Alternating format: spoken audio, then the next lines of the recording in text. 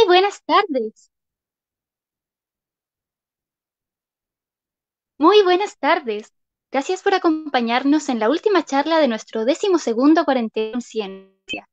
Antes de presentar a la expositora, quisiéramos contarles que nos hemos aliado con Travel Books, generando un código de un 10% de descuento para sus compras a través de su página web o aplicación. Además, organizamos un concurso en el que sortearemos el libro Flora y Fauna de Chile, de Sharon Chester. Es una excelente guía de identificación. Es la primera vez que hacemos un concurso. Se está haciendo en nuestro Instagram y les invitamos a revisar nuestra publicación para ver las instrucciones sobre cómo participar. El sorteo será el lunes 22 de junio. Aún están a tiempo. Melissa Cancino es médico veterinario y profesora de ciencias. En esta oportunidad representará a la Fundación Huellas Sustentables, que nació el año 2019 gracias a la unión de profesionales de ciencias ambientales y miembros del Comité Ambiental Comunal de Lo Barnechea. Ellos han realizado actividades de educación ambiental experiencial para vecinos, apoyando además a las comunidades.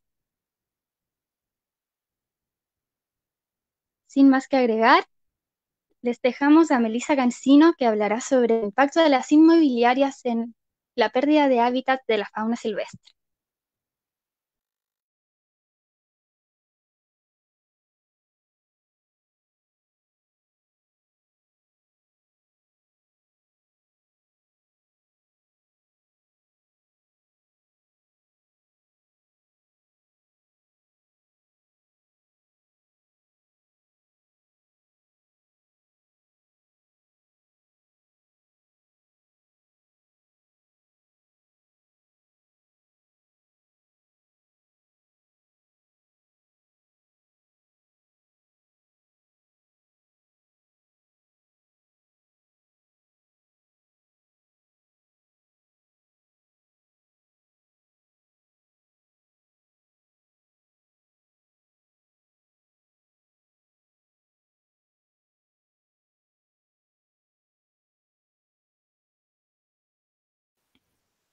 Ya, ya.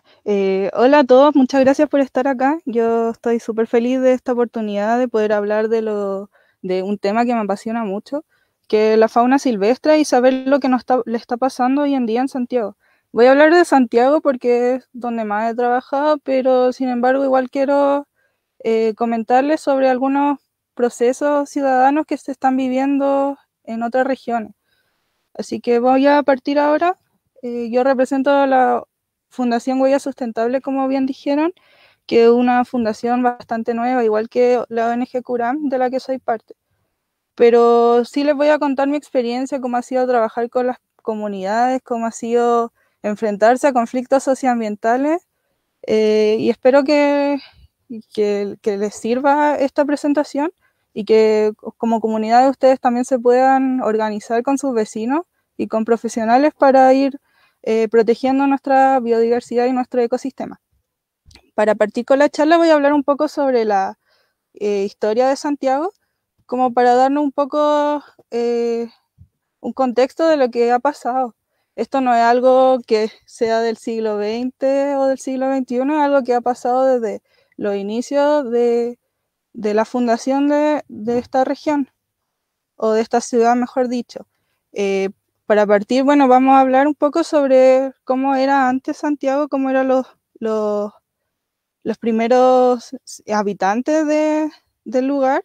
Esto está muy como, tiene mucha relación con los incas y hay muchas cosas que se sacaron de ellos. Por ejemplo, la agricultura era de papa, maíz y poroto, y se domesticaban también al camello sudamericano. Y les voy a hablar un poco también de qué pasó con eso, y los problemas que tenemos hasta el día de hoy por la pérdida de nuestros camelios sudamericanos en Santiago. La fundación de Santiago se da en el Cerro Santa Lucía, que es un cerro isla, y nos da la sensación o la importancia de lo que de lo que son los cerros islas desde la fundación de nuestra ciudad. Más adelante les voy a hablar un poco sobre los cerros islas, que son bastante importantes en temas de biodiversidad y también de dispersión de las personas, de que se un poco más puedan hacer actividades como trekking, por ejemplo, cosas así. Eh, bueno, hubo un momento en el que el río Mapocho se desbordó Y esto generó bastantes problemas ambientales porque tuvieron que construir un puente para, ¿cómo se llama? Para poder sopesar lo que estaba ocurriendo. Y esto trajo consecuencias ambientales terribles. Está el Cerro San Cristóbal y bueno, no siempre fue un lugar de conservación. Antes era un lugar donde sacaban piedras para construir otros lugares. Por ejemplo, La Moneda se construyó con piedras del Cerro San Cristóbal. Y es por eso que se denominaba el Cerro de las Muelas Cariadas, porque estaba todo destruido, desforestado, horrible. Hasta que en un momento Alberto Maquena dice, hay que hacer algo, y con su grupo de scouts se tomaron simbólicamente el lugar, y después este cerro fue expropiado de privados y ahora es lo que se conoce como Parque Met. Entonces la importancia de los cerros islas y de los cerros en general para Santiago es súper importante, tanto para nuestro bienestar como para la protección de la biodiversidad que se encuentra ahí. ¿Ya? Y es lo que les contaba acá más o menos de lo que pasó. Vamos a seguir con el tema de los guanacos. Cierto que todo este movimiento de personas, de colonización, de trabajo y de la formación de Santiago trae muchos problemas para la fauna.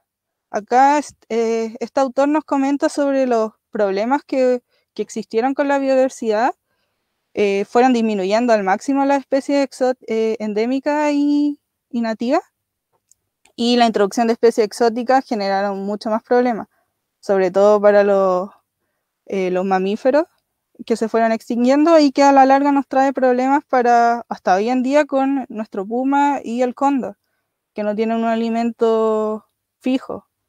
Y luego más adelante se fueron alimentando, ¿cierto?, de la ganadería extensiva, que hoy en día casi no se ve en Santiago. Entonces, muy problemático el tema. Y como dice Carla, sí hay un lugar donde, en el San Cristóbal, que aún se ve el problema que hay con las canteras. De hecho, yo lo fui a ver en mi internado y ahí me contaron la historia, lo encontré súper interesante. Así que cuando termine la pandemia vayan a verlo porque es impresionante cómo se ve. Y yo lo encontré impresionante cuando lo vi. Ya. Y esto era algo que estuve leyendo el otro día, de Claudio Gay, que hablaba del chilihueque, que era una especie de camélido que trajeron los incas y que se extinguió. Algunos dicen que es un guanaco, otros que dicen que eran llamas. Según Claudio Gay, el chilihueque y el guanaco eran especies distintas, así que me imagino que era una llama. Pero para que vean que se han empezado a extinguir especies y que generan grandes daños a nuestra biodiversidad. Y era como un dato freak que les traía para que fuéramos viendo más o menos lo que ha ido pasando. Y para como un poco también conversarles sobre los problemas que afectan hoy en día a la biodiversidad, muchos autores denominan también los 4 jinetes del apocalipsis. Que ahí les voy a explicar más o menos cuáles son. Me imagino que ustedes ya más o menos deben saber. Ya, esta es una imagen de los Simpsons porque a mí me encantan los Simpsons. Ya, el primer jinete del apocalipsis es la sobreexplotación de los recursos naturales y la contaminación. En el año 99, como podemos ver acá, se llegó a consumir el 120% de nuestros recursos. Entonces ya tenemos un problema bastante grave con nuestros patrones de consumo, nuestro modelo económico que genera tanto daño a nuestro ecosistema. Y como podemos ver, de hecho hace poco Chile ya sobrepasó todas sus capacidades de consumo de los recursos naturales y vamos menos de la mitad o ya la mitad del año. Entonces algo súper preocupante y peligroso, es lo que nos llama a decir y a pensar en que tenemos que hacer algo y cambiar también nuestra forma de vivir. El otro problema que tenemos es la pérdida de fragmentación de hábitat. Si una especie pierde su hábitat, obviamente se ve expuesto a grandes problemas y a la pérdida de individuos, por cierto. Y la fragmentación lo mismo. Esta imagen también demuestra un poco cómo es la fragmentación. Por ejemplo, si tuviéramos un individuo acá y esto está entero y después se fragmenta, tendríamos una población que está completamente aislada de otra, lo que genera poco intercambio genético y a la larga muchos problemas de conservación. Entonces la fragmentación de hábitat es un problema bastante grave que se da prácticamente en todas las regiones y generalmente por la agricultura que genera bastante fragmentación, igual que la minería, la depredación inmobiliaria de la que estamos hablando nosotros ahora. Y el problema de siempre son las especies exóticas invasoras. Acá podemos ver unas vacas que están en una playa y lo que generan es daño obviamente a la flora nativa, también pueden desplazar a otras especies, no se ve tanto acá, pero en el sur más que nada se ven efectos de transmisión de enfermedades, de problemas, por ejemplo en el huemul, que ahora salió hace poquito, que estaban transmitiendo enfermedades, entonces algo bastante problemático la introducción de especies exóticas invasoras. Y como pueden ver, acá yo creo que toda esa flora que está se va a perder, entonces es un problema bastante grave. Y el cambio climático, que es algo que últimamente nos hemos estado viendo expuestos. Y es bastante complicado el tema del cambio climático. Es algo que nos tenemos que hacer responsables y es bastante terrible. Ya. Y la depredación inmobiliaria podemos ver estos 4 problemas. Podemos ver contaminación, podemos ver la fragmentación de nuestro ambiente, la destrucción de los hábitats, este es un cerro que les voy a comentar más adelante, y la introducción de especies exóticas invasoras, principalmente en nuestras mascotas. Entonces, es un problema bastante complejo. Y ahora veamos qué está pasando en Santiago. Algunos datos que tenemos de Santiago es que la comuna más, la región más habitada, la región metropolitana, concentra casi todo, el 40% de la población. Y aquí les dejé unos datos sobre los habitantes de las comunas con mayor población. Y son comunas que igual tienen bastante presencia de bosque nativo, a excepción de Santiago. Pero el resto tiene bastante bosque nativo. Por ejemplo, acá está el Cerro Chena, la Florida del Bosque Panul, Puente Alto también tiene hartas áreas protegidas, o sea, hartas áreas verdes. Y Maipú también tiene la Quebrada de la Plata, me parece. Entonces son lugares donde esperemos que no se destruyan para construir casas más adelante. Y acá tenemos un mapa de Santiago.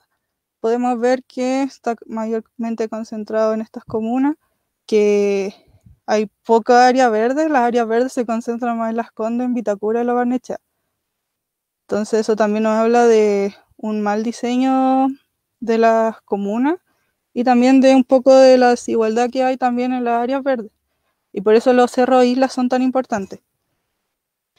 Y viendo la biodiversidad que hay en nuestra región metropolitana, tenemos 3 de las 8 regiones vegetacionales que explica Lubert y Pliskov en sus libros.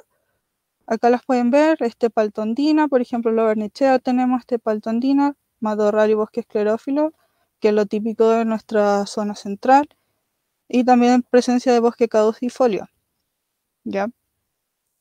Entonces tenemos también 6,75% de bosque nativo en la región, y estas son las comunas que más presentan. Si sumamos Valparaíso sumamos la región metropolitana. Y yo marqué La Barnechea porque es donde me voy a centrar en la presentación, porque es donde yo vivo y donde hemos hecho más proyectos. Y donde hay bastantes problemas y muy graves. Ya. Y si hablamos un poco también de flora nativa, aquí tenemos algunos ejemplos, que no me voy a entrar en detalles porque yo no soy especialista en flora y no quiero decir algo incorrecto. También si hablamos de los vertebrados terrestres presentes en la región metropolitana, y de Valparaíso, tenemos que acá está el 57% de las aves, 37% de los mamíferos, 36% de los peces, y esto es súper importante porque en Chile hay muy pocos peces dulces acuícolas y casi todos están en peligro. Entonces hay que buscar una forma de conservarlos. Tenemos también el 28% de reptiles y 20% de los anfibios. Pero la importancia de los anfibios es que la mayoría son endémicos de los que están en la región metropolitana. aunque sean poquitos, es bastante importante que se conserven, porque si se extinguen acá, se extingue la especie completa. Y el 8,2% de la región se encuentra protegido. Acá tenemos reservas naturales, monumentos y santuarios, pero no tenemos parques. Entonces también es complicado el tema. Muchos cerros, muchos bosques nativos están sin protección, y ya sabemos que nuestra ley ambiental no es tan fuerte, entonces es peligroso que tan poco porcentaje esté protegido. Y si hablamos un poco más de los vertebrados de la región metropolitana, podemos ver que tenemos representantes de gran interés. Tenemos, por ejemplo, aquí el Iolemus nitidus, que es una especie de reptil que se encuentra en la región metropolitana. Acá tenemos un alzoes tumultuoso, que es una especie microendémica que se encuentra en La Parva y también en la región de O'Higgins, que está a punto de desaparecer por el turismo y por la depredación inmobiliaria. También tenemos el puma, que hemos visto que últimamente se ha acercado harto a la ciudad. Y tenemos el cóndor, que también hemos visto lo mismo, que han estado bajando, que han interactuado harto con las personas. Entonces es algo que tenemos que ir trabajando y tenemos que ir buscando soluciones de cómo podemos ayudar a nuestra fauna. Y acá yo hice como esto sola, como leyendo muchas cosas. No incluí peces porque no encontré información y no me dedico a ese grupo, entonces no quería poner cosas incorrectas. Pero la región metropolitana, la mayoría de los vertebrados que encontramos corresponden a las aves. Tenemos también un alto porcentaje de mamíferos y reptiles y anfibios, que como mencioné son la mayoría endémicos, así que hay que buscar formas de conservarlos. Y acá también tenemos un gráfico, o una tabla mejor dicho, que es del libro de Vertebrados en Peligro de la región metropolitana. Todas estas especies se encuentran en peligro según la red de clasificación de especies del Ministerio de Medio Ambiente. Y como ven, la mayoría es endémica. Entonces si se extingue acá, como bien decía, no hay mucho que hacer. Se pierde una especie, se pierden años de evolución genética, la cura para enfermedades también. Entonces, tenemos que hacer algo. Por ejemplo, acá tenemos peces que están en peligro crítico de extinción. Tenemos nuestro alzoe altoandino, los Fimaturus también, los Brictidactylus que se encuentran en zonas súper, por así decirlo, específicas, que no son fáciles de ver. Entonces, también se ven muy amenazados. Y en el caso de las aves tenemos a la becasina pintada, que es una de las especies que más peligro yo creo tiene de extinguirse. La red de la ROC está haciendo un proyecto con la becasina pintada y lo que comentan ellos es que casi está destruido el humedal de Lampa. No me acuerdo ahora el nombre del humedal, pero es bastante complejo lo que está ocurriendo. Y esto es por el poco interés que hay con la biodiversidad nativa y de una ley que al final uno puede destruir algo y después pide perdón y como no pasó nada. Es algo que pasa mucho en Chile, algo que se ve bastante.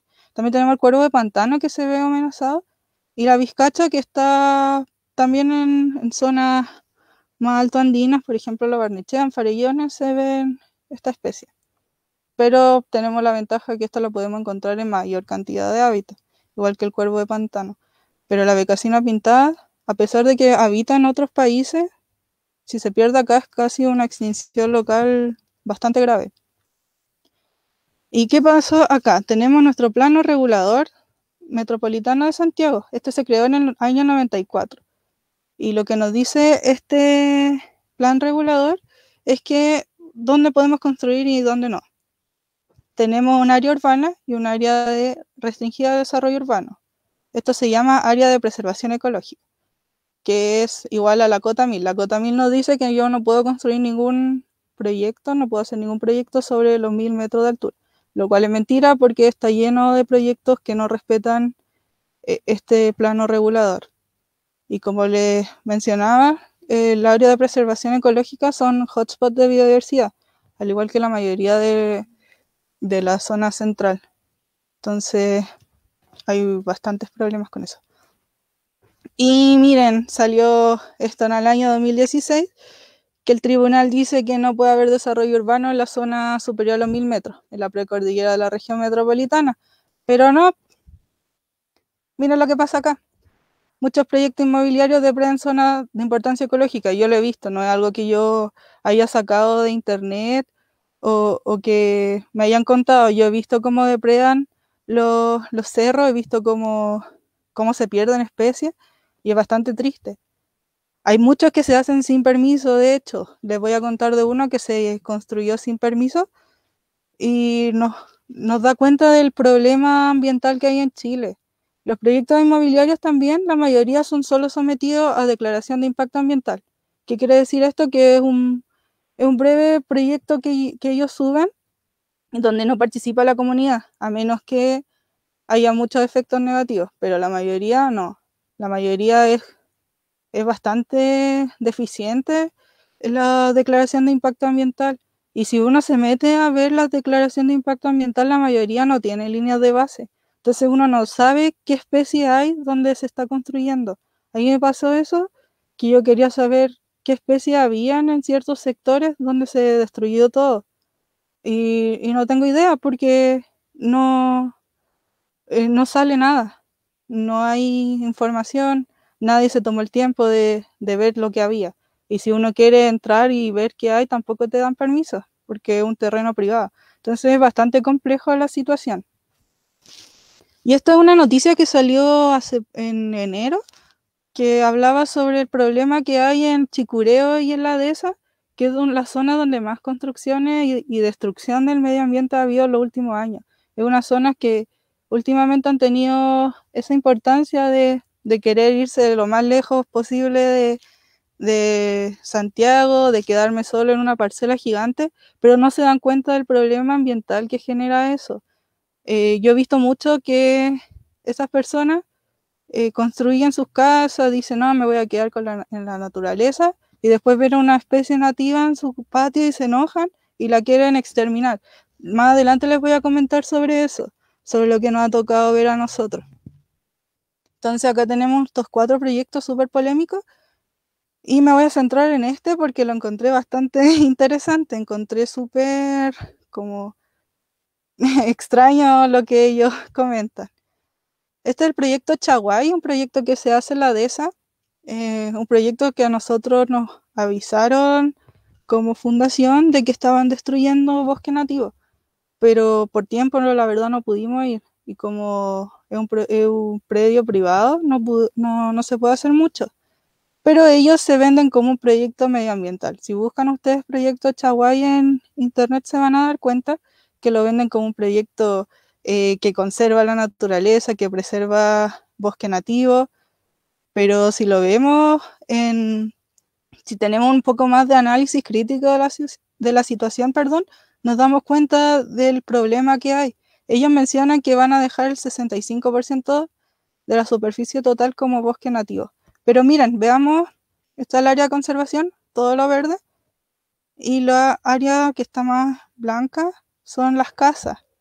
Esto para mí, yo creo que para ustedes no es algo que busque preservar el bosque nativo, porque se están haciendo casos en distintos lugares, están generando problemas, por ejemplo, los roedores están destruyendo sus lugares, sus madrigueras, imposibilitan el intercambio de poblaciones, entonces es muy complicado lo que está pasando y a esto a nadie le importa. Si uno se mete al servicio de evaluación ambiental, este proyecto no aparece.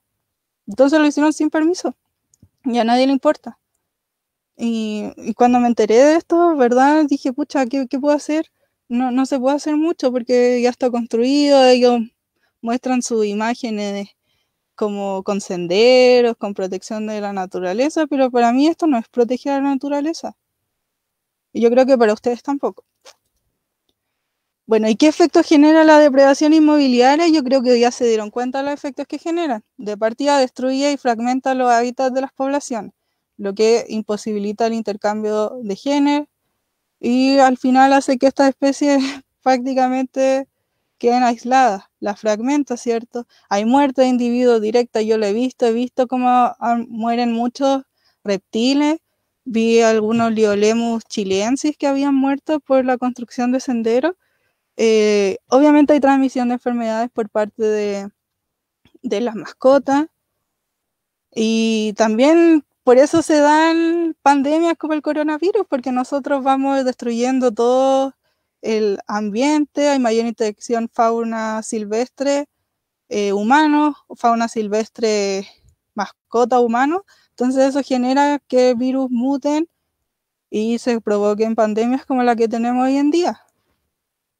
También se ve bastante la depredación por parte de mascotas y también hay menos posibilidad de acercarse a flora nativa, por tanto hay disminución del alimento.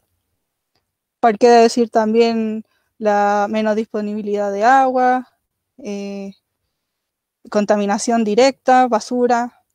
Son cosas que generan la depredación inmobiliaria y por eso a mí me interesa tanto el tema, porque es algo que podemos detener si es que nos unimos como comunidad, si es que trabajamos todos juntos con ayuda de profesionales, nosotros podemos detener proyectos. Y es algo que es lo que me interesa como más que nada contar de la charla, de que se empoderen, de que digan basta y que se unan con otros vecinos. Les voy a contar los ejemplos de vecinos de mi comuna que se unieron y que han trabajado por proyectos y a veces se suman algunos eh, diputados, algunos concejales y eso hace mucho más fácil el trabajo en conjunto, un trabajo en comunidad que yo les aseguro que si están bien unidos y con metas claras, sí se puede lograr muchas cosas. Y bueno, la depredación inmobiliaria claramente no es el único problema para nuestra fauna, tenemos miles de otros problemas. Tenemos los conflictos socioambientales, que podemos ver también la mega sequía. Estas fotos las tomé yo el año pasado en un cerro que yo subía cuando era chica. Cuando vi esto casi me pongo a llorar porque no podía creer que hubiera tanta muerte, que, ya no había casi agua, que el lugar donde yo fui no era el mismo que era ahora.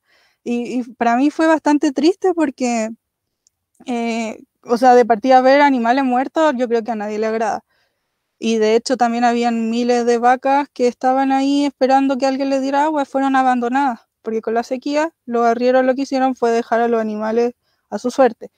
Esto es lo que pasa en la Barnechea. Quizá muchas personas en otras regiones no tienen otra opción. Acá les aseguro que sí hay más opciones de buscar ayuda, pero en otras regiones lamentablemente no. Y bueno, lo que hice yo fue hablar con la municipalidad, le dije, oiga, tenemos que hacer algo, hay problemas no solo por estos animales, hay problemas en la fauna silvestre, ¿qué pasa si llegan cóndores y la gente los molesta? O si alguien contamina las carcasas de los vacunos, hay problemas de salud pública, hay miles de problemas más asociados a la mega sequía y lamentablemente no fui escuchada, al igual que vecinos que están trabajando en este tema, que han hecho una labor hermosa por proteger y por cuidar a las vacas y los caballos que fueron abandonados a su suerte.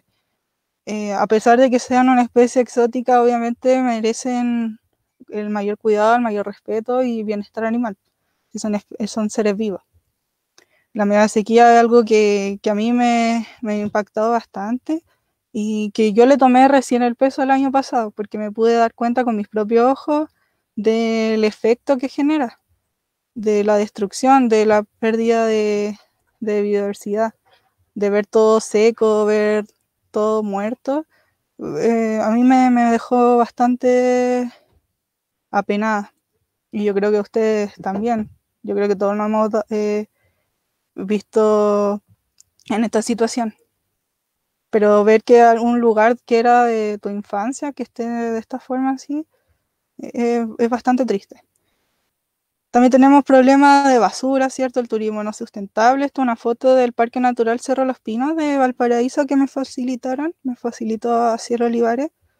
Y se puede ver cómo usan de basurero un área que es de protección, un área que es para todos los vecinos. Entonces también es importante hablar sobre la educación ambiental y de educarnos, de evitar que sigan pasando estas cosas. También tenemos el problema de la minería, que nosotros como comuna nos vimos afectados bastante el año pasado. Anglo American, que es una minera que está presente en bastantes países de Latinoamérica, lo que querían hacer era expandirse y generar mayor cantidad de, de basura, de extracción de minerales, de oro me parece. Entonces ellos hicieron una evaluación de impacto ambiental bastante deficiente y amenazaban con destruir nuestros glaciares, algunas especies de reptiles, degus, cururo, cóndor, alzodes, rinelas también. Iban a destruir un montón de lugares, y no solo en la Barnechea, también en los Andes y en Colina. Entonces lo que hicimos nosotros como fundación fue unirnos a los vecinos que se veían mayormente afectados por esto, y dijimos, ya hay que hacer algo, tenemos que hacer algo, tenemos que intentar frenar este megaproyecto que si se genera vamos a hacer una nueva zona de sacrificio. Entonces lo que hicimos fue reunirnos con los vecinos, les enseñamos cómo hacer buenas observaciones de participación ciudadana y que se pudiera lograr algo. Así que, todavía no nos da los resultados por todo el tema de pandemia, pero esperemos que se detenga y que no hagan este proyecto. Para nosotros sería horrible que si se aprueba, y no solo para la gente de Lo Barnechea, es algo que afecta totalmente a todas las personas, porque las mineras igual ocupan bastante agua. Y como vemos, estamos en un proceso de sequía. Van a destruir también los glaciares. Entonces, esperemos que no pase nada. Pero era para un poco como comentarles lo que hemos hecho con trabajo con las comunidades. Ahí está Jorge, que es nuestro geólogo, junto a los otros vecinos. Esta es también una protesta que se hizo el año pasado por parte de los vecinos, y esto me parece que era como las marchas que se hacían durante todos los viernes para cuidar el medio ambiente.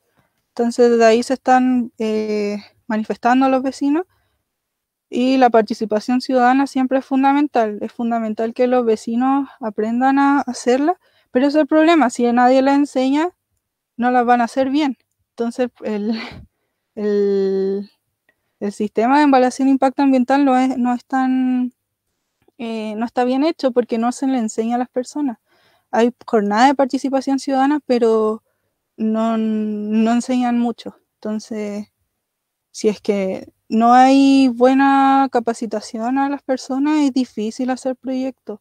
O sea, es difícil para el proyecto. Por eso yo hago un llamado también a que los profesionales que están cerca de comunidades y con conflictos socioambientales se unan a la lucha de los vecinos y los apoyen.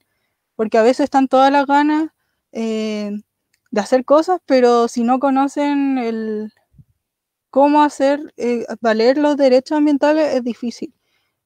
Por ejemplo, ellos, la mayoría eran abogados y podían defenderse la parte legal, pero si no saben de las especies que se ven amenazadas, o los problemas que pueden haber para la biodiversidad, es bastante difícil lograr algo. Así que ese es el llamado que hago también. Yo creo que como profesionales del área ambiental tenemos la responsabilidad social de apoyar a las comunidades, apoyar a los vecinos que lo necesitan. Así que, para que le den una vuelta al asunto, yo creo que es bastante importante hacerlo. Ya, y ahora vamos a hablar un poco de los Cerro Islas, que es parte fundamental de mi presentación. En Santiago hay 26 Cerro Islas. Como pueden ver, la mayoría, o los de mayor tamaño, se encuentran en comunas con muy pocas áreas verdes. Entonces, la importancia de protegerlos es eso, es que vamos a tener un área de preservación de la naturaleza, pero también vamos a tener lugares para que la gente pueda hacer actividades al aire libre y se sienta mucho mejor. Todo el mundo sabe que cuando tenemos acceso a áreas verdes, nosotros nos sentimos mucho mejor. Y los cerros que hay en Lo Barnechea son estos. Por ejemplo, tenemos Loma Larga, el Manzano, del Medio, el Alvarado y el Cerro 18. Yo les voy a hablar sobre el Cerro Alvarado y el Cerro del Medio. Y el Cerro 18 en su mayoría es un cerro que está destinado al uso o a la construcción de casas. Y también hay un pequeño lugar de esparcimiento que se llama el Parque de la Chilenidad. Pero este cerro en su mayoría está destinado para vivienda. Entonces no se puede hacer mucho al respecto, pero en el Cerro del Medio del Alvarado les voy a comentar mi experiencia trabajando ahí y lo que está pasando ahora también. Para partir vamos a hablar del Cerro Alvarado. El Cerro Alvarado es un cerro que se ubica en la comuna de Vitacura de Lo Barnechea. Es un cerro bastante grande y que lamentablemente se ha visto afectado por la depredación inmobiliaria. Tenemos la presencia de estas especies de vertebrados y en flora tenemos esta especie. El guayacán lo puse destacado porque es una especie vulnerable y es la que ha permitido que no se siga construyendo tanto. Porque ustedes saben que cuando hay proyectos que se someten a declaración o evaluación de impacto ambiental, ven los que están en categoría de conservación. Y cuando están en categoría de conservación de amenaza, es decir, vulnerables, en peligro y en peligro de extinción, es donde se hace algo. Si está, por ejemplo, casi amenazado, no se va a hacer mucho. Y como el cóndor es una especie que tiene alta movilidad, tampoco es de gran importancia. Pero, por ejemplo, tenemos presencia de yaca, de degu, de liolemus, que son especies de movilidad muy baja, que si se hacen proyectos se van a quedar ahí y se van a morir. Entonces es bastante complicado el tema. Este es un cerro que yo también subía cuando era chica, cuando estaba con mi familia, subíamos la cima. Entonces, para mí también fue bastante triste darme cuenta de lo que estaba pasando. Acá está todo destruida una ladera del cerro para construir casas. Y ahora quieren hacer otro proyecto más, que quieren incluso poner un mall. Entonces, yo no sé cómo permiten esos proyectos. De hecho, muchos vecinos han peleado y no pasa nada. Este es un proyecto que quieren hacer que incluye edificios, incluye un mall, incluye casas también. Este es el proyecto Parque Alvarado que se sitúa en la comuna de Vitacura. Yo subí la última vez en este cerro en el año pasado. Fui con una amiga, le dije, oye, ¿por qué no vamos al cerro? Este cerro me queda a 5 minutos de mi casa. Y dije, ya subámoslo. Y lo subimos. De partida no tenía acceso a las personas, tuvimos que abrir unas rejas para poder entrar. Y cuando llegamos, antes de subir a la cima, vimos que habían excavadoras que estaban destruyendo todo. Y fue bastante triste ver eso. Yo no me lo imaginaba. Y cuando subimos a la cima, me acuerdo que vimos una pareja de águilas que miraban todo destruido. Y yo no lo podía creer, decía, ¿cómo permiten que, que la depredación inmobiliaria destruya lugares que para muchas familias significaban un lugar de esparcimiento, de mirar Santiago, eh, de divertirse un rato, de ver especies nativas con las que convivimos, pero a veces no somos tan conscientes? Entonces, eh, fue muy triste y, y yo no sabía qué hacer. Me metí, cuando llegué a mi casa, lo primero que hice fue meter al servicio de evaluación de impacto ambiental y me di cuenta que ya estaba aprobado este proyecto, que no se podía hacer casi nada, que no tenía participación ciudadana y que mostraba algunas especies que habían encontrado. Por ejemplo, a las lagartijas que encontraron, ellos mencionaban que iban a hacer una relocalización, pero no explicaban cómo lo iban a hacer, no explicaban dónde la iban a dejar, no explicaban si habían calculado la capacidad de carga del otro sector. Entonces eran problemas bastante graves que pasan de largo porque muchas veces es más fácil aprobar todo. De hecho, creo que el 90% de todos los proyectos que se someten a evaluación por parte del Servicio de Evaluación de Impacto Ambiental son aprobados. Entonces eso quiere decir que muchas veces yo creo que ni siquiera se revisan bien los proyectos. Y también habían yacas, la yaca de un marsupial que también está complicado con la depredación inmobiliaria. Tampoco mencionaban dónde lo iban a dejar, qué iban a hacer, cuánto encontraron. Esas cosas no se explican muchas veces en la línea de base y es bastante complicado. Y después me puse a ver qué pasaba al lado de Barnechea, que también van a hacer otro proyecto, y ahí lo único que encontraron fueron especies que no estaban en categoría de conservación. La única especie que encontraron en categoría de conservación era un quisco, y ellos decían que el quisco justo estaba fuera de su área del proyecto, entonces no iban a hacer nada. Acá por lo menos Vitacura lo obligó a hacer que protegieran todo el bosque nativo, porque como hay presencia de guayacanes en esta zona y en zonas por acá también y por acá, no las pueden sacar, o si no se arriesgan a multa, perdón. Pero aún así el impacto ambiental es gigante. Imagínense destruir todo para hacer edificios, para hacer casas y un mall. ¿Es necesario eso? Yo encuentro que no. Así que este cerro lamentablemente está condenado a la destrucción, a que todas esas especies se pierdan. Y las que más me preocupan claramente son las de baja movilidad, como las lagartijas, las yacas, los degus, que la especie al final no se puede hacer mucho por ellas, porque tampoco es buena idea relocalizarlas. Ahí les voy a explicar también más a fondo de eso. Y esta es la zona del proyecto. Si podemos ver todas las áreas de color verde, área con bosque. La que está sin color es área sin bosque nativo y la que está rayada son plantaciones forestales que me imagino deben ser pinos. Entonces, es un impacto tremendo que nadie está evaluando, que nadie se cuestiona. De hecho, los de City Tour hicieron un video sobre el Cerro Alvarado y ahí el arquitecto mencionaba que aunque la ley deje hacer estas cosas, uno también tiene que cuestionarse la ética de por qué estoy construyendo acá en un sitio de alta preservación ecológica. ¿Qué gano yo haciendo eso?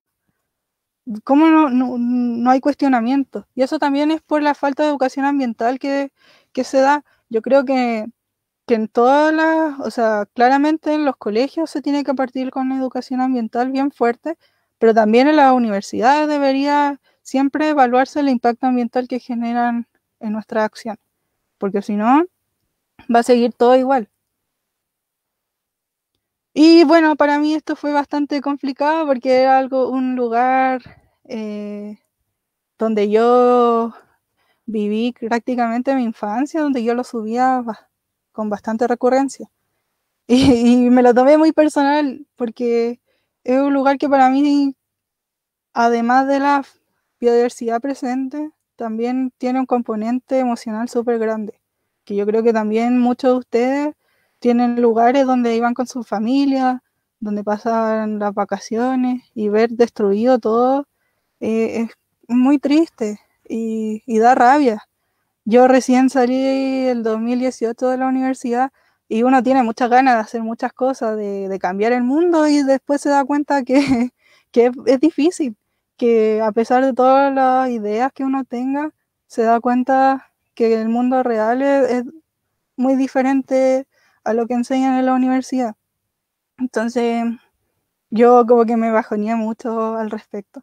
Pero no es la idea bajonearse, la idea es que todos nos demos cuenta y que trabajemos en conjunto por el medio ambiente, que, que cuidemos nuestra naturaleza y que tratemos de tener proyectos que son complicados y que nos van a traer a la larga muchas externalidades negativas que quizás nos demos cuenta cuando sea muy tarde. Y otro cerro en el que estuvimos trabajando, el Cerro del Medio, es un cerro que se ubica en Los Trapenses. Este cerro literal está al medio de la comuna. Es para mí la mejor definición de cerro isla, porque se nota bastante cómo está alejado de todos los otros cerros. Este está ubicado solo en la comuna de Lo Barnechea y tiene una historia bastante particular. Este cerro era de, de un conglomerado católico y ellos lo que hacían era tirar la basura de su colegio, la tiraban al cerro. Entonces después como que se dieron cuenta, lo multaron y se lo expropiaron. Y ahora ellos están obligados a plantar bosque nativo para pagar un poco la multa que se llevaron por hacer esto. En este cerro hay bastantes especies. De hecho, me metí a eBird hace un rato y hay 46 especies de aves.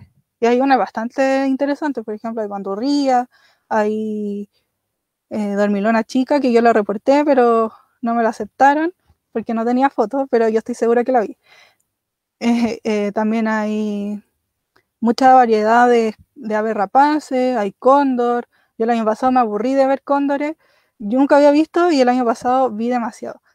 Entonces, también es parte del problema de la depredación inmobiliaria que cada vez bajen más. Y acá lo vi muy cerca, estaba casi al lado mío. Entonces, si quieren ir después de la pandemia, les recomiendo ir a este lugar, es un cerro de trekking ligero, súper bonito también, y hay harta variabilidad de especies. Y esas son las lagartijas que yo he podido ir viendo, de seguro hay más. Lo que sí, vi una lagartija, esta Liolemus chilense, la vi a la entrada, que estaba ahí casi muriendo, casi se muere por la culpa de que estaban destruyendo todo el cerro, entonces también fue bastante complicado. Y en flora, eso es lo que yo podía ver, como les digo, no soy experta en flora, de seguro hay especies más importantes, pero esas son las que yo he podido ir observando, porque tampoco hay línea de base al respecto. Y bueno, este cerro, el problema que tiene es que una parte del cerro era propiedad de una constructora y ellos hicieron 54 casas. Pero al mismo tiempo la municipalidad tuvo la excelente idea de hacer un parque. Y con ese parque empezaron a destruir todo. Empezaron a hacer senderos, empezaron a poner estas mangueras de riego. Y la idea de ello era también poner una laguna en la cima del cerro, porque eso era lo que le pedían los vecinos. De hecho, algunos vecinos pedían hasta un restaurante en el cerro. Entonces, eso también habla de la falta de educación ambiental que hay en muchas personas, de que no saben lo que es preservar la naturaleza. Para ellos, el Cerro del Medio era un lugar donde andaban en bici, después se tomaban un café o cenaban. Y eso no es la idea. La idea es que sea un lugar donde se toque lo menos posible y que se pueda usar también para educación ambiental. La idea de nosotros como fundación es potenciar este cerro y que los niños de todos los colegios vayan, aprendan in situ. La educación ambiental experiencial es la más importante al final porque ahí uno ve mayores cambios. Si uno solo le enseña en el colegio como lo que es, yo creo que no hay tanto cambio, pero si ellos lo viven, eh, es mucho más efectivo. Yo también estoy trabajando como profesora en un colegio, entonces mi idea es que ellos vivan la naturaleza más que vean un PowerPoint y se imaginen cómo es, que ellos vean especies, que toquen, que huelan, que escuchen. Eso es mucho más efectivo que estar en una sala de clase. Así que eso para mí es fundamental, la educación ambiental experiencial. Estas fotos son de Salvemos la Barnechea, que es una comunidad de vecinos que también se han unido por la protección de este cerro y han hecho un trabajo súper bueno de difusión. Así que un saludo para ellos porque su trabajo es muy bueno. Nosotros igual hemos hablado con ellos y hemos trabajado bastante bien. Así que un saludo para Salvemos la Barnechea. Y este también es otra foto de Salvemos la Barnechea donde se puede ver la construcción de casas y cómo este cerro está encerrado en la ciudad. por acá se sube, está al lado de unos edificios y hay como una entrada que hasta hace poco se podía entrar, pero por ahí como por diciembre, noviembre, la cerraron. Esta fue una salida que hicieron Salvemos la Barnechea, donde participó también un integrante de nuestra fundación, y tuvieron que recorrer el cerro mucho rato para buscar una entrada, porque cerraron todo. Entonces, tampoco le están dando la posibilidad a las personas de hacer trekking, de reconocer la naturaleza. Yo intenté ir como en febrero y también estaba cerrado, y me tuve que devolver tristemente a mi casa porque no había forma de entrar. Esto es otro ejemplo de lo que han hecho. Esto supuestamente es para proteger la naturaleza, yo no lo creo. Esto es lo que está haciendo la municipalidad de La Barnechea, destruyendo quiscos, eh, destruyendo otro tipo de flora, matando individuos de lagartijas. Entonces, es una situación bastante crítica. Es un cerro de gran importancia ecológica, como les decía. Y esta gente al parecer no entiende mucho de lo que es la conservación de la naturaleza. Nosotros hemos hablado con ellos, les digo, por favor, no hagan esto así, no hagan la laguna, esa laguna al final, ¿para qué? Yo creo que se iba a llenar de rana africana, así que no tenía mucho sentido, porque de hecho en el río que hay ahí está lleno de rana africana, entonces no iba a tener mucho sentido hacer una laguna.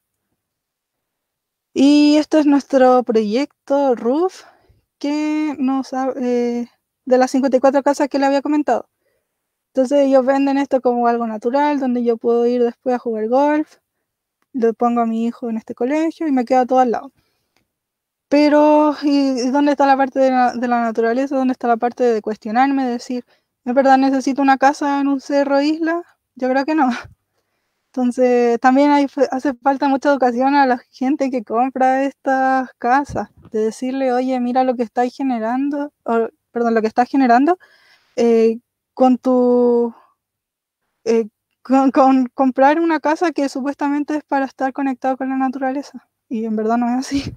En verdad están destruyendo todo para satisfacer necesidades que no son tan necesarias.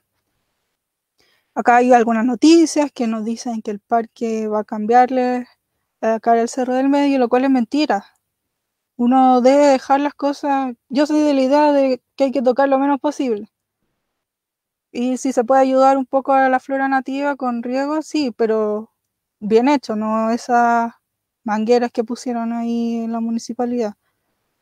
Entonces acá hablaban de que iba a tener una laguna, que yo encuentro que era innecesario, y un circuito de trekking, que también era horrible. Si ustedes pudieron ver, era horrible cómo lo iban a dejar, así que tampoco era tan necesario. Acá se supone que hicieron una consulta ciudadana, pero parece que no le preguntaron a los vecinos indicados, porque la mayoría estaba en contra de este proyecto. Y al final, por estallido social, se decidió no hacer nada en la municipalidad y destinar los fondos a otros, a salud, a educación. Entonces, menos mal que se paró con el proyecto. Y ahora vamos a hablar sobre especies que yo considero que se han visto más amenazadas por la depredación inmobiliaria. Mi idea era hacer un estudio, pero con los datos que hay no se puede porque no hay línea de base. No hay datos que me digan si es que está presente o no esta especie. Es algo que nosotros tenemos que tomar como líneas generales. Por ejemplo, si es que quisiéramos hacer un estudio de cómo se han visto afectados estas dos especies, lo que tendríamos que hacer es tomar todos los estudios de evaluación de impacto ambiental y las declaraciones de impacto ambiental, ver qué especie hay, después sacarla, tomarlas, poner un mapa y ver la degradación de hábitat. Pero eso es algo que se tiene que hacer más a largo plazo. Entonces, si alguien me quiere ayudar a hacerlo, yo feliz. Sería bastante interesante porque con esos datos podríamos decir, miren, estas especies se han visto bastante amenazadas y yo propongo que aumentemos su categoría de conservación, porque el D1 tiene categoría de conservación por la red de clasificación de y el cururo está en preocupación menor. Y yo no creo que estén en preocupación menor. pero me faltan datos duros para decir que eso es así. Acá tenemos al degu, que es una especie endémica de Chile, de la zona central. La distribución, ¿cierto?, de Vallenar a Curicó, nivel del mar, se ubica del nivel del mar hasta los 1800. ¿Ya? Esta especie es bastante importante para muchos estudios, porque el degu es capaz de padecer diabetes y de Alzheimer. Entonces, en muchos países se ha estudiado, muchos países quieren ver cómo esto se relaciona con el ser humano. Entonces, se han sacado muchos individuos de la naturaleza para hacer estas investigaciones. Hoy en día no creo que se haga, porque ya deben tener lo suficiente en los laboratorios. Entonces, en los laboratorios se van comprando entre ellos. Y también es una especie muy interesante en cuanto a jerarquización social. Tiene una estructura social muy compleja, muy entretenida. De hecho, a mí me tocó ir a apoyar unos terrenos de un fondo de la Universidad Católica, donde ellos estudiaban qué pasaba con las hembras, con los machos. Era muy entretenido.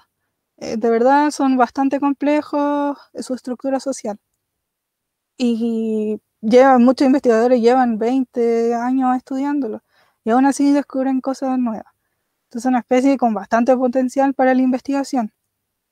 Y también es bastante popular como mascota, sobre todo en Asia. Si uno se mete a Instagram, va a ver hartas cuentas donde podemos ver cómo lo tienen de mascota. ¿Y por qué es tan popular? Es popular porque, a diferencia de, por ejemplo, los hámsters o el ciervo, esto es una especie diurna, entonces uno va a estar jugando con ella todo el día. Y de hecho en el Apumán que se vendían hasta hace poco, yo vi, cuando era chica veía que los vendían. Y de hecho haciendo una práctica en una veterinaria de exótica donde estuve, una vez una persona llevó a su mascota de que tenía un problema cerebral, pero afortunadamente estuvo bien. Bueno, y la IUCN dice que no tiene mayores amenazas, pero yo teorizo que la pérdida de hábitat por proyecto inmobiliario y minero pueden significar un gran problema de conservación para la especie. Y yo creo que se han dado cuenta, por ejemplo, yo he visto bastante en grupos de mamíferos de Chile que la gente sube fotos de degu, lo mismo del cururo, y mencionan que ya no los ven tanto como antes. Para la IUCN está en categorización de preocupación menor también. Entonces, insisto, si es que alguien es más seco como para hacer mapas y cosas así, si me quieren ayudar, yo feliz, hacemos una investigación bacana y salimos ganando todo. Y en relación al cururo, también es endémico, se distribuye desde Alicagua al Maule. También está clasificado como preocupación menor, pero acá por la red de clasificación de especies. Entonces mi idea más adelante, quizá el 2021, es aumentar su estado de conservación, quizá vulnerable puede ser, o incluso más. El hábitat es parecido al del DU. De hecho, conversando con expertos en estos alrededores, me mencionan que siempre, o la mayoría del tiempo, están juntos. Está el DEU, hay una brocoma también que está junto y el DEU. Entonces, si es que uno no encontró al otro, algo pasó. Y estos autores mencionan las amenazas que están mucho más estudiadas para el cururo. El desarrollo inmobiliario ya en los años 89 se mencionaba como un problema bastante grave para la especie. La agricultura también, hay muchas peleas entre agricultor cururo porque se comen los cultivos. Y las plantaciones forestales también son un grave problema, sobre todo en parte más como en el Maule, donde hay mayor desarrollo forestal que en otras regiones. Y acá también el Ministerio de Medio Ambiente sube en un mapa. Esta especie está mucho más estudiada en esta área de la ecología, en la distribución. Y aquí nos mencionan más o menos en qué lugares están. Entonces la idea sería tomar todos estos puntos y ver cuáles sigue habiendo presencia de cururo, que lo más probable es que también haya presencia de degu. Entonces tomamos estos puntos, vemos cuáles se han visto amenazados cuáles siguen y proponer también una nueva categorización de la especie. Y los proyectos que amenazan a la especie en Santiago, yo me puse como a investigar un poquito. Aprovecho de agradecer a Javiera Lara, que hizo una ilustración hermosa de Cururo. Muchas gracias porque está muy bonita. La destrucción del bosque panul también significa un problema para ambas especies. Creo que hay Degu, no sé si hay Cururo, deberían haber las dos. Como les mencionaba, el proyecto Chaguay también es un problema. La expansión de la mina Anglo American, que les comentaba que es un problema muy grave para muchas especies, y el desarrollo inmobiliario en estas comunas. También en Quilicura está el Valle Locampino, que es un lugar, es un cerro donde se encuentran degus también. Y también ha sido amenazado por la depredación inmobiliaria. Yo trabajo ahí en Quilicura y hay una gran cantidad de cerros que han estado amenazados por las fábricas y también por el desarrollo inmobiliario. Y los clubes de golf también son un problema, porque ellos tienen un lugar con áreas verdes donde llegan animales o quizás nunca se fueran y se ven amenazados también. En los clubes de golf de La Barnechea hay quiques también y a veces los matan los perros o a veces los atropellan. El otro día vi que atropellaron a un quique, alguien lo subió. Y pues, en verdad son especies que están con problemas y más encima que lo atropellan mucho peor. ¿Y cuáles son los otros problemas relacionados con esta especie? Acá podemos ver cururera, que nos facilitó la foto de los chicos de Pajarístico Migrador. Muchas gracias por la foto. Esto claramente no es en Santiago, es en otra región, pero aquí podemos ver cómo están sus madrigueras. Estas no son madrigueras activas porque se ve una tierra bastante más, de un color mucho más café. Cuando no están activas se ve todo más seco. Entonces, eh, es bastante complicado la situación para esta especie.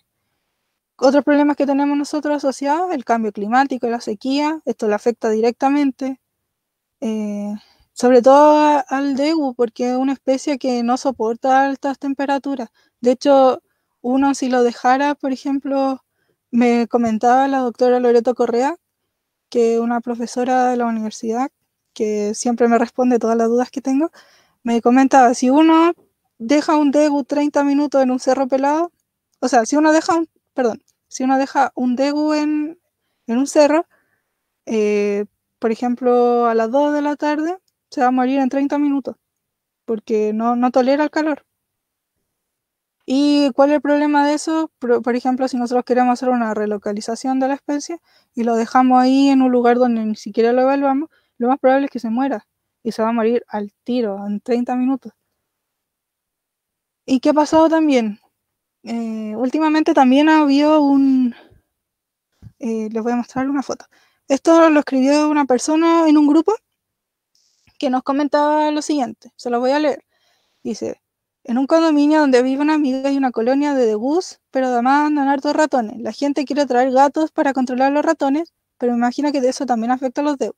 Llamamos al SAC y nos dijeron que nada podían hacer. La verdad desconozco si el degu es protegido o no y quería saber si alguien podía orientarme. Entonces, algo que está pasando. Los degus se han adaptado a los seres humanos y han podido sobrevivir a pesar de la destrucción de su hábitat. ¿Y qué pasa? La gente se enoja, dice, ay, ¿cómo está este ratón en mi casa? Me va a pegar el anta, quiero matarlo. Y hay personas que tienen eh, empresas de control de plagas que van y los matan, que no lo diferencian de ratones exóticos. Entonces, hay un problema ahí también, un problema que tenemos que ver cómo lo solucionamos y que me ha tocado a mí como estar presente. Por ejemplo, Claudio, que es nuestro presidente de la fundación, él trabaja asesorando a las personas a construir de mejor forma sus casas, como de forma saludable y con cuidado de la naturaleza, y le ha tocado bastante ver este tema, de que la gente le da miedo a los degus, que no los quiere, de que los echa de la casa, pero tampoco podemos hacer algo al respecto si los echamos a otro lugar y no sabemos dónde, si no estudiamos bien la capacidad de carga del otro sector, lo más probable es que se mueran. Y como les mencionaba, tienen una estructura social tan compleja que no los van a recibir en otro lugar, otro grupo de DEU. Así que es otro problema más que se suma a los 1000 que ya les comenté de esta especie.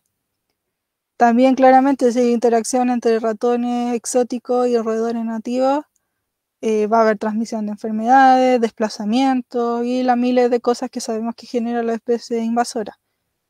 Y también me ha tocado que algunos colegas me mencionan que en sectores han visto morir a degus por plaguicida de roedores exóticos.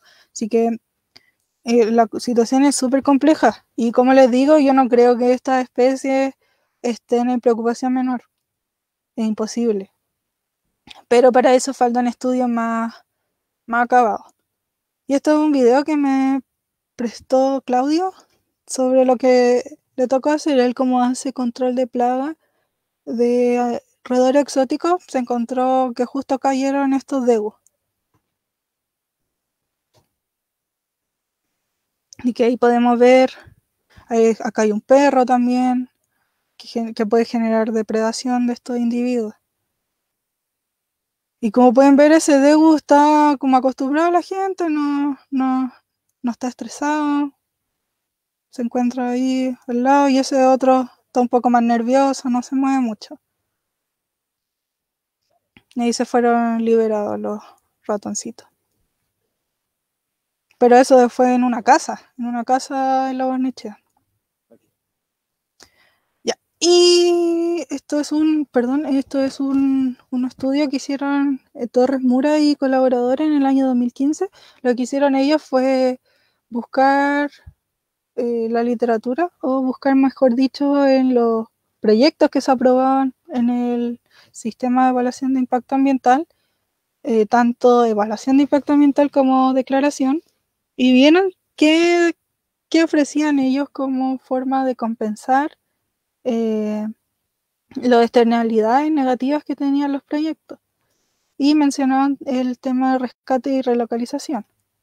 En el 2013 la UICN aprueba esta forma de realizar traslado de los individuos, pero esto es más que nada como medida de conservación, no como una medida que se haga porque yo construí un proyecto. Esto es algo que en Chile se hace más que nada y no está probado, no está muy probado en otros lugares. De hecho, yo ves que converso con una persona que trabaja en consultoría, le digo, ya, pero esto sirve, esto se hace bien, todos me dicen, no, esto está muy mal pensado, pero a veces no tienen otras opciones. Muchas veces solo hacen lo que le piden las empresas que piden el servicio, entonces no hay mucho que hacer. Ya en Chile se utiliza como medida para proteger especies de baja movilidad. Como recordamos, las especies de baja movilidad son los roedores, los anfibios y los reptiles. Hay algunas aves también que son de baja movilidad, pero en general con aves no se hace. Lo que sí he leído que, por ejemplo, si es que quieren talar un árbol, un espino, como el espino está en preocupación menor, llegan y lo cortan, y si ven un nido, lo mueven a otro árbol. Pero tampoco hacen estudios bien hechos para saber si es que eso va a funcionar o no más adelante. Y estos autores nos mencionan que el éxito de esta acción es bastante baja, y en especial con especies amenazadas o en peligro, que son las que mayoritariamente se hacen estas relocalizaciones. Y la perturbación controlada se refiere a que yo voy a usar un ruido o algo que molesta a los individuos, y los voy a sacar de su lugar, y después tapo todo eso y hago que se vayan a otro lugar. Ya, pero si pensamos, por ejemplo, en el Deu y en el Cururo, ellos no todos van a salir de la madriguera. Entonces cabe la posibilidad de que yo tape la madriguera y se queden ahí atrapados algunos individuos y mueran. Entonces son cosas que no se tienen en consideración al momento de hacer estos proyectos. Acá es lo que yo les comentaba, no lo lean, es mucho texto, no vale la pena. Pero estos son algunos datos interesantes que nos menciona esta investigación, donde más se hace relocalizaciones en reptiles. Si ustedes conversan con cualquier persona que trabaje en consultoría, le van a decir, oye, ayer me tocó hacer relocalización de reptiles, los marqué y los fui a dejar a otro lado. Y la mayoría del tiempo sí se hacen evaluaciones previas. La evaluación previa lo que tiene que buscar, para que esté bien hecha, es analizando la capacidad de carga que tiene el otro área donde la voy a hacer, que no hayan suficientes individuos, que no haya una competencia por recursos y que los recursos alcancen para todos. Yo creo que eso no es tan fácil de hacer y no sé si es que se haga bien. También en anfibios tenemos alta porcentaje de evaluación y en otros clases no. Micromamíferos bastante poco y en megamamíferos también. Y en aves no se especifica nada. Y esto es la proporción de nuestras medidas de mitigación que salen en las evaluaciones de impacto ambiental y las declaraciones. La mayoría menciona que hace rescate y educación. Ahora la educación yo no sé cómo la hacen, porque la educación se tiene que hacer a la misma gente que está haciendo el proyecto, porque si yo hago educación a la gente que vive alrededor, ¿para qué? Y no se especifica tampoco cómo se hace la educación, porque muchas personas piensan que hacer educación es hacer una charla, ya, qué bonito, nos sacamos fotos en el colegio y me voy. Y no funciona así, la educación es a largo plazo y ojalá siempre con un componente experiencial. Si no se hace bien, no sirve de nada. Pero tampoco hay mucha información al respecto. Ayer hacían una charla sobre educación ambiental y los componentes que deberían tener. Entonces, esos son temas que se tienen que considerar siempre. No hacer educación porque sí.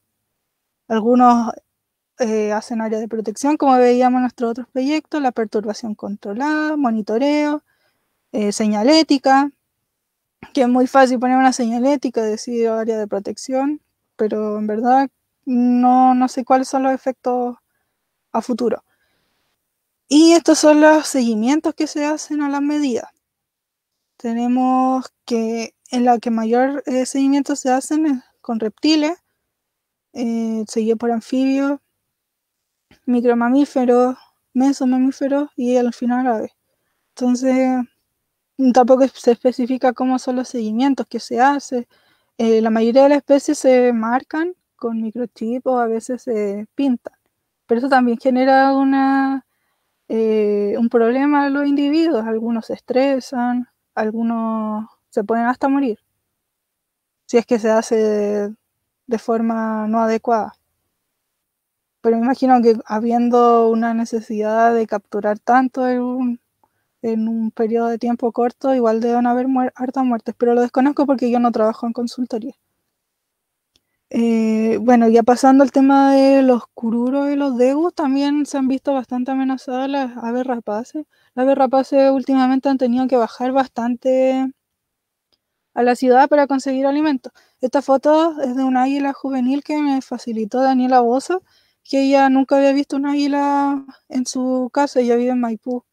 Y después estaban comiendo unas palomas. Para una ave rapaz es mucho más fácil bajar a la ciudad, capturar hartas palomas e irse, que perder más tiempo capturando una especie nativa, que también son más escasas últimamente. Esta foto me la comparte Nicola Redondo de un peuco que estaba en Viña del Mar. Y es un tiuque que hemos visto que es una rapaz que se ha adaptado bastante bien a la ciudad, que come carroña, que come basura. Entonces también son las aves rapaces se han visto bastante afectadas con la depredación inmobiliaria. ¿Para qué hablar de lo que ocurrió con los cóndores? Y yo no me quise tampoco hablar mucho porque entiendo que la semana pasada hubo una charla al respecto. Y yo tampoco soy experta en aves rapaces, entonces no quería hablar de un tema que no conozco tanto. Si también podemos hablar de los anfibios altoandinos, que en La Parva tenemos la presencia de dos, del alzoe montano y alzoes tumultuosos, que se han visto mayormente afectados por el turismo y por también la presencia de canchas de esquí que han dejado casi sin agua los esteros de La Parva. Que, y bueno, la Barnechea igual está trabajando en eso.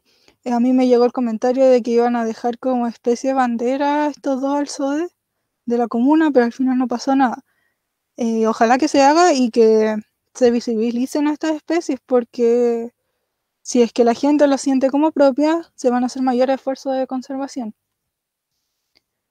Pero más que nada, lo que hay que hacerle conciencia a la gente que va, que sube a hacer deporte en la nieve y que tome más conciencia de que se pueden morir estos dos especies de anfibios por, por querer hacer estos deportes y que ya tenemos sequía, de que no hay tanta nieve. De hecho, lo que hacen es hacer nieve falsa, sacan el agua del estero y perjudican aún más a estas especies. Y también el tema de los carnívoros silvestres, tenemos el caso de los pumas que hemos visto últimamente que han bajado a la ciudad, también tenemos el caso de los zorros que, que están comiendo basura, que la gente les da alimentos, que también tienen enfermedades transmitidas por perros, por ejemplo, sarna, tiña.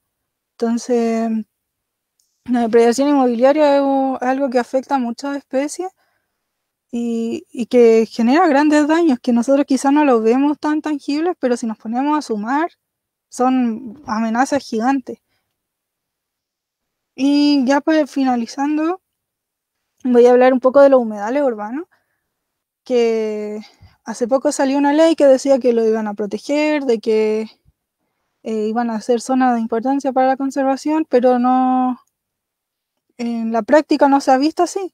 Este es un caso que también me tocó muy de cerca, que el caso del humedal de los Trapenses de la Barnechea. Este es más que un humedal, es un tranque.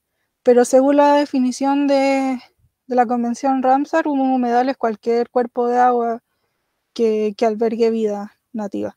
Entonces, sí, yo al principio no lo consideraba humedal y como que le bajé un poco el perfil, pero después yendo a terreno, viendo las especies que habitaban, eh, me di cuenta que es un lugar que sí se tiene que preservar, o tenía, porque ya está prácticamente destruido. Pero hay que buscar una forma en que estas personas paguen por el impacto ambiental que generan. Por ejemplo, acá hay un pequeño y ahora esa especie tuvo que emigrar a otro lugar. Habían garzas cucas, patos jergones, taguas, y que quizás dónde se fueron ahora. Y a mí me tocó ir hace poco también a ver. Mi idea era hacer una línea de base, ver qué especies habían, y cuando llegué me di cuenta que estaba todo destruido ya, que estaba todo secado, que estaba todo seco, que ya habían arrasado con todo. Y ahí sí que sentí rabia, sentí mucha impotencia de no poder haber hecho nada, de no poderme haber dado cuenta antes de lo que estaba pasando. Quizás si me hubiera informado antes del tema, podría haber hecho algo. Y para mí fue bastante triste no poder ayudar a los vecinos, no poder decir, mira, vamos a ganar, vamos a proteger el humedal. Y, y como que me desmotivé tanto que no estuve tan pendiente de lo que seguían. Ahora sé que están trabajando con algunos concejales para ver qué se puede hacer, pero para mí en ese momento dije, me fui cuestionando muchas cosas de por qué es así nuestra sociedad, de no preocuparse por el medio ambiente, de no cuidarlo, de solo pensar en el desarrollo económico más que la preservación de la naturaleza. Entonces ahí me fui cuestionando bastantes cosas como profesional, de que al final uno sale y la vida es bastante distinta a como te la enseñan en la universidad. Pero sí hay que buscar lo positivo, ver cómo podemos ir apoyando. Y agradecer también a los vecinos de la confianza y de no rendirse, porque ellos a pesar de todo no se han rendido y yo parece que en un momento sí lo hice. Y esto es del proyecto de la ROC, que les quería comentar también de la becasina pintada, que ya hablamos un poco, que es el humedal Puente Negro y Santa Inés, que están presentes en Lampa y en Quilicura. Quilicura tiene una cantidad enorme de humedales hermosa. A mí me encanta, y de hecho a veces llegan especies migratorias, Por ejemplo, hace poco en un humedal en Quilicura había una garza azul y yo lo veía, la alerta de rara de Ibert y decía, oh, lo único que quiero es ir para allá, pero no se podía salir. Entonces esta especie está a punto de extinguirse localmente.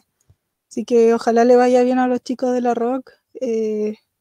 Había leído la noticia que decía que esto era una construcción ilegal, que habían hablado con CONAF, con la municipalidad, con mucha gente.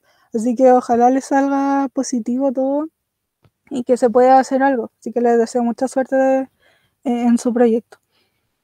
Y también tenemos el humedal Los Higgins de Quilicura, una oportunidad para mí de conservación. Yo trabajo como profesora de ciencia en un colegio de Quilicura. Entonces, cuando conocí que había tantos humedales, yo dije, yo tengo que hacer algo. Tengo que involucrar a mis estudiantes en la conservación de sus propios lugares. Entonces, y me estuve contactando con la municipalidad que sí están interesados en protegerlo. Así que espero prontamente, ojalá el otro año, que podamos hacer algún proyecto que los mismos estudiantes sean los que le enseñen a los vecinos, que se hagan campaña de educación ambiental y que ojalá se pueda hacer algo bonito. Con la municipalidad ahí tengo pendiente una conversación, pero estaban súper abiertos a hacer algún proyecto a futuro. Así que algo genial para mí, me encanta. Y en la asignatura de Ciencias para la Ciudadanía quiero empezar porque hay un módulo de medio ambiente. Entonces, para los que vieron la charla de ayer, eh, quizás les va a hacer más sentido que este es un ramo que está hecho para hacer proyectos más que pasar materias. Entonces, es una oportunidad bastante interesante de conservar y de preservar la naturaleza y de involucrar también a la comunidad, porque hay una comunidad que protege a los humedales urbanos de Quilicura. Entonces, hay que trabajar con la comunidad, con los colegios y los profesionales. Tenemos que ser estar unidos para hacer algo importante por la conservación. Y la educación para mí, como les digo, siempre es lo más importante. Y no me quería quedar atrás con lo que ocurre con las otras regiones. Quería igual visibilizar las luchas que están realizando otras comunidades. Por ejemplo, tenemos la comunidad del Melón que se ha quedado sin agua, que Anglo American le quitó todo el agua y han estado haciendo resistencia, han estado ahí juntándose con los vecinos. De hecho, hace poco también les fueron a tirar todas las carcasas de los animales muertos a la oficina de Anglo American como modo de presión. Y lo que han hecho es genial. Yo lo único que hago en contra de Anglo American es ponerle me enoja a todas las publicaciones, pero ellos hacen cosas súper eh, prácticas y que en verdad van a servir. Así que también les mando mucha fuerza porque en verdad son un ejemplo para los demás. También tenemos el ejemplo de la duna de Concón, que hace poco creo que se sometió a evaluación de impacto ambiental y necesitan también que se hagan observaciones. Así que si pueden, métanse al proyecto, búsquenle todos los problemas, porque les aseguro que las evaluaciones tienen miles de problemas. Como siempre se las aprueban, no hacen las tareas de forma tan detallada. Les aseguro que tienen miles de problemas, que van a encontrar fauna que no anotaron, biodiversidad o flora que no consideraron, muchas cosas. Yo hice las observaciones para Anglo American y nunca había visto una línea de base tan mala, ni para un primer año de universidad. Yo creo que hacen algo mejor. Entonces, el llamado es que, si es que pueden, hagan sus observaciones acá. Y si necesitan ayuda, me contactan y yo les enseño cómo se hace. También tenemos el Parque Natural Cerro Los Pinos, que está amenazado por la depredación inmobiliaria, que de hecho ayer salió un, un comunicado que hicieron los chicos. Esto todo ha sido autogestionado por la comunidad que protege y cuida mucho su lugar. Entonces hay que hacer algo también. Esto es el proyecto que se quiere hacer de construcción de vivienda en un sitio de alta preservación ecológica. Entonces ahí hay que hacer algo también. Cualquier cosa que necesiten, yo también estoy a disposición. Y también tenemos el Parque Natural Cancán en Viña del Mar, que yo estuve hablando con ellos hace unos días. Ellos lo que hicieron fue algo mucho más extremo. de ir a acampar en el lugar y evitar que se destruya. Entonces yo también lo admiro mucho porque es una lucha hermosa lo que están haciendo. Acá se encuentran palma chilena, que ya está a punto de desaparecer, que está en categoría vulnerable, creo que cambió hace poquito a peligro. Y, y claro, pues, ¿cómo se va a construir un lugar donde queda la última zona donde hay palma chilena? Yo conversaba con ellos y me decían que necesitaban comida para perros y comida para ellos, por si alguno puede aportar. Sería muy genial que lo pudieran ayudar porque llevan casi 200 días acampando a pesar del coronavirus, a pesar de la falta de alimentos. Ellos siguen ahí y es admirable también la lucha que están realizando. Así que también mucha fuerza para ustedes, porque en verdad lo que están haciendo es genial. Y algo más positivo también, esto en una salida que hicimos nosotros con los niños, con algunos vecinos, para enseñarles de la biodiversidad de la comuna. Estuvo más orientado a las aves, pero la idea también era que se desconectaran un ratito, sobre todo los niños que están mucho más, hoy en día están con mucho, están casi todo el día con el celular, el computador, entonces era la idea que ellos se divirtieran un rato, que estuvieran en el río, que se bañaran, que compartieran con otros niños. Y fue una actividad que salió bastante linda. Entonces son como para ver la parte más linda de lo que podemos hacer. La educación ambiental, como le dije, es la clave. Si no hacemos educación ambiental, es difícil que logremos cambios. Lamentablemente a largo plazo, pero es lo único que podemos hacer, yo creo, para cambiar y generar nuevas agentes de cambio. Los niños son los agentes de cambio, pero los adultos también somos agentes de cambio.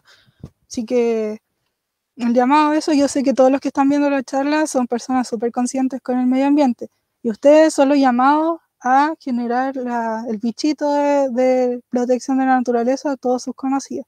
Entonces, es súper importante la labor que ustedes tienen de ir sumando a nuevas personas que estén interesadas por la naturaleza. Lo otro también es el trabajo con las comunidades. Las comunidades tienen que ser las que generan los cambios. Los profesionales estamos ahí para apoyar, pero las comunidades son las que se organizan y las que exigen los cambios. Es lo mismo cuando hacemos proyectos de conservación. Al final el profesional se va, pero lo que tiene que quedar es la energía y las ganas de cuidar la naturaleza.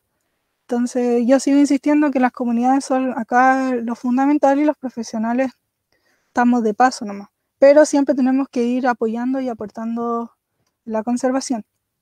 Y también podemos hacer proyectos de investigaciones. Por ejemplo, yo tengo interés de hacer monitoreo de micromamíferos en mi comuna y me encantaría más adelante sacar un libro de biodiversidad de la región metropolitana. Creo que eso también serviría mucho como difusión. Y son cosas que a mí me motivan y que me encantaría que se pudieran hacer más adelante. Y como digo, para finalizar, la educación es la clave para generar cambio a largo plazo. Ella es la Trini, que es la prima de Rodolfo, que es un miembro de Huella Sustentable. Nosotros a veces la llevamos a terreno y ella ha aprendido harto a saber reconocer especies y a ella le encanta salir a subir los cerros, así que es bastante lindo lo que se ha logrado. Eh, y a mí me encanta que vaya aprendiendo de especies que le interesen, que me ayude a motivar a otros niños. Así que la educación es la clave. Aunque veamos todo gris, con tantos problemas, yo creo que sí se puede, que hay muchas personas que son conscientes, que sí se pueden hacer cosas, que a pesar de todo lo malo vamos a lograr proteger la naturaleza, vamos a cuidarla y se pueden hacer muchas cosas. Lo importante es que trabajemos todos unidos y en comunidades. Y para finalizar, quiero como hacer una campaña para Ñacurutú, que también ha aportado harto, le llegan muchos casos de aves, en general que se han visto afectados por muchos problemas de depredación inmobiliaria. Entonces, si lo pueden ayudar con que sea 1000 pesos, sería bastante importante que lo pudieran hacer. Y los agradecimientos a la ONG Curán porque me facilitaron la mayoría de las imágenes, a Naturalistas Chile por la oportunidad, a Santiago Cerro Isla porque me instruí bastante en lo que son los Cerro Isla, yo antes no tenía mucho conocimiento. Pajarístico Migrador por la facilitación de las imágenes, a Salvemos la Barnechea y a los vecinos de Farellones y del Humedal por ayudarnos a entender de su lucha y porque nunca se rinden. Eso es la idea, no rendirse a pesar de las adversidades. El Parque Natural Cancán, porque en verdad son un ejemplo de, de la protección de la naturaleza. Y agradecimiento a Yanira eh, por la oportunidad, porque yo así lo molesto siempre. Le digo le dije que quería hacer esta charla y me dijeron que sí al tiro. A Charel, a Nicole, a Sabrina, a Daniel, a Ciel, a Nicolás, que le robé la foto y no la avisé, pero sí lo puse en los créditos, a Rodolfo porque me mandó unas fotos, porque me ayuda, a Claudio por facilitarme los videos, a Daniela también que me prestó sus fotos, al Mary también, a Javiera de verdad muy agradecida por prestarme, o sea, hacer esa ilustración, quedó hermosa, a Pablo y a Javier también por prestarme las imágenes y a los chicos también de Naturalistas Chile, que sin ustedes esto no sería posible. Y a Yerko también que me facilitó las imágenes, así que agradecida de todos ustedes, de la posibilidad y fundamentalmente a las personas que me están escuchando, muchas gracias por haberse quedado en la presentación. Y este es mi mail de contacto si es que me quieren escribir, si les queda alguna duda, y el Instagram de mi 2ONG ahora voy a estar respondiendo dudas. A ver, ¿alguna pregunta que hago? Claro, en San José de Maipo también tiene una lucha gigante con las mineras, así que también les mando mucho esfuerzo en todo lo que están haciendo. Aquí Rodrigo menciona lo de no pueden hacerlo en altura, lo que hacen es taquear el cerro, claro, eso es lo que pasa. En la Florida se ha visto muchos problemas. Eh, la falla San Ramón, yo no, pucha, yo soy veterinaria, no conozco mucho el tema. Si alguien la puede ayudar a Marcela, porque yo no me manejo en geología. Quizá le podría preguntar a Jorge, que es el geólogo de nuestra fundación.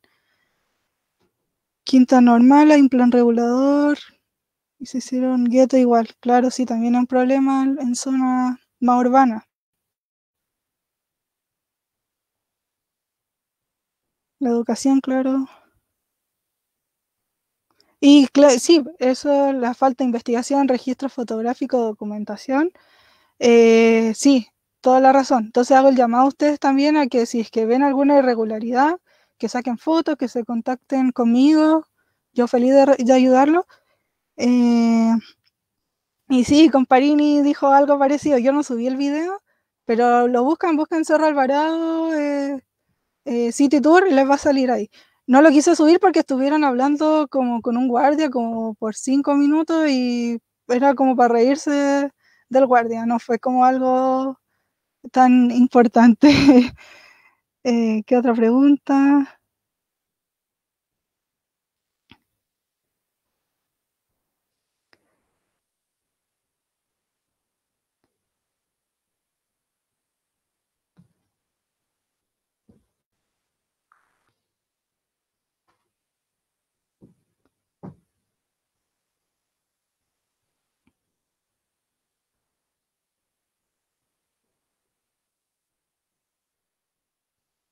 Ah, ya, ahí me confirmó Marisol que sí había cururo en el panul.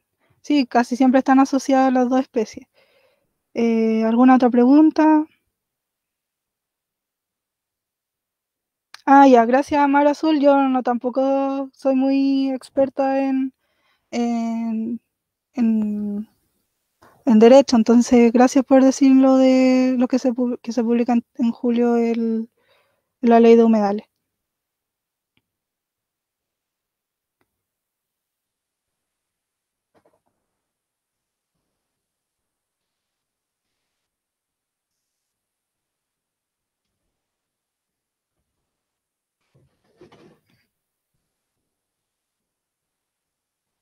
Y si lo mismo, Isa, los profesionales somos los que tenemos que hacer algo, creo que es la obligación de todos nosotros hacer educación ambiental y enseñarle a las comunidades. Yo creo que es una obligación que tenemos.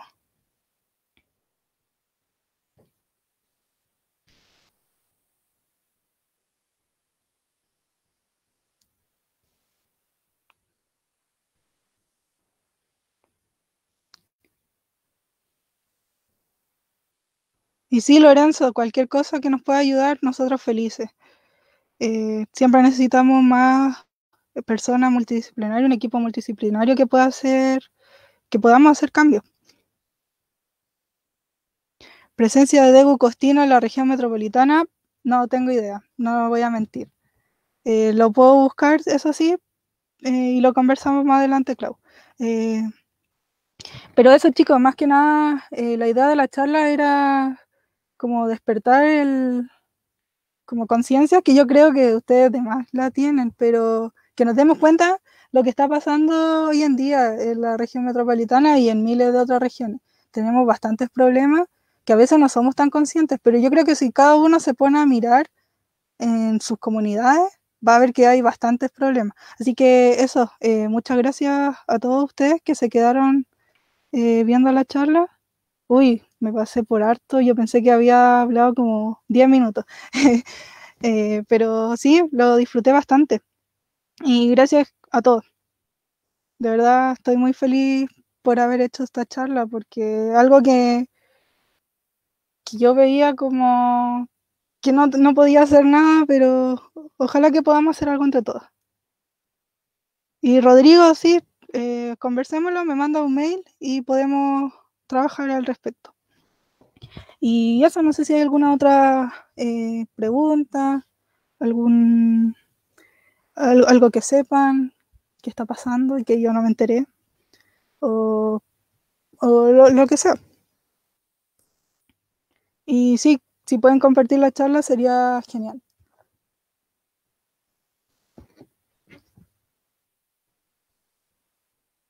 Y ahora no sé qué hacer. No sé si... ya. Eh, ¿Ya alguna otra pregunta? ¿Tienen mi email? ¿Tienen el mail de Huella, de ONG Curam? Yo feliz de ayudar a cualquier persona que tenga, que necesite ayuda en problemáticas socioambientales, es algo que a mí me encanta. Así que yo feliz de ayudar a los que necesitan. Ya, Mar Azul también tenemos una conversación pendiente entonces, porque yo no me manejo tanto en consultoría, en esas cosas. Mi área de trabajo es la especie exótica invasora, nada que ver, pero sí es un tema que me apasiona. Ya, entonces no veo ninguna más pregunta, gracias a todos. De verdad, eh, muy feliz de haber dado esta charla. Así que eso, yo creo que estamos listos ahora.